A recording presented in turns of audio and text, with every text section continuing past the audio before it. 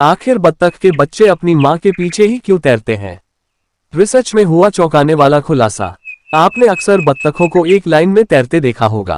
कभी कभी छोटी बत्तखें बड़ी बत्तख के पीछे तैर रही होती हैं। लेकिन क्या कभी आपने सोचा है कि बत्तखें एक लाइन में ही क्यों तैरती हैं? ज्यादातर लोग इस चीज को नहीं जानते होंगे। आइए आज जानते हैं इसके पीछे की मुख्य वजह क्या है। इस संबंध में हाल ही में एक शोध किया गया था जिसमें बेहद चौंकाने वाले खुलासे हुए हैं। रिसर्च में क्या हुआ खुलासा?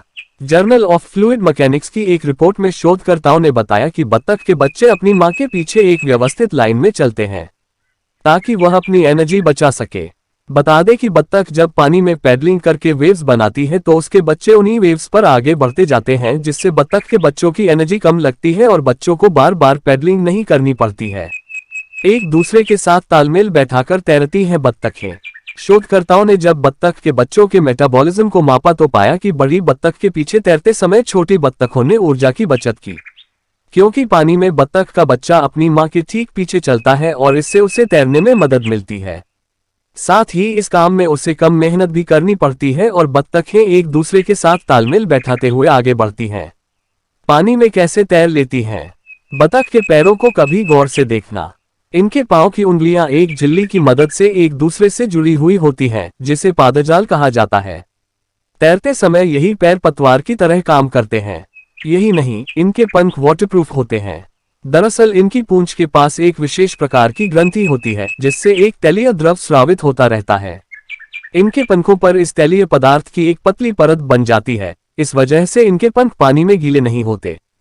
ठंडे पानी में बतख कई घंटे तक तैरती रहती हैं, तो क्या इनके पैर ठंड से जमते नहीं हैं?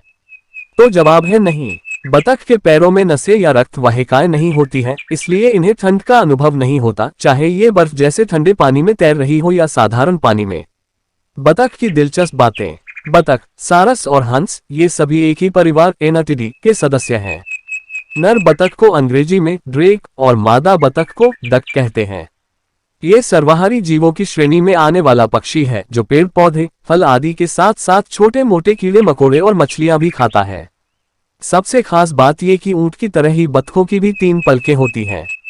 इनका जीवन काल लगभग 10 वर्षों का होता है। बतख झील, तालाब और समुद्र के पानी में आराम से रह सकती है। समुद्र में रहकर ये एक दिन में कई मीलों का सफर तय कर लेती है। डाइविंग बतख अच्छी गोताखोर होती है। ये गहरे पानी में भोजन के लिए चली जाती है। डैबलिंग प्रजाति की बतखें तैरती तो पानी में हैं, मगर जमीन पर ही अपना भोजन तलाश करती हैं। इस प्रजाति की बतखें लगभग पूरी दुनिया में मिलती हैं।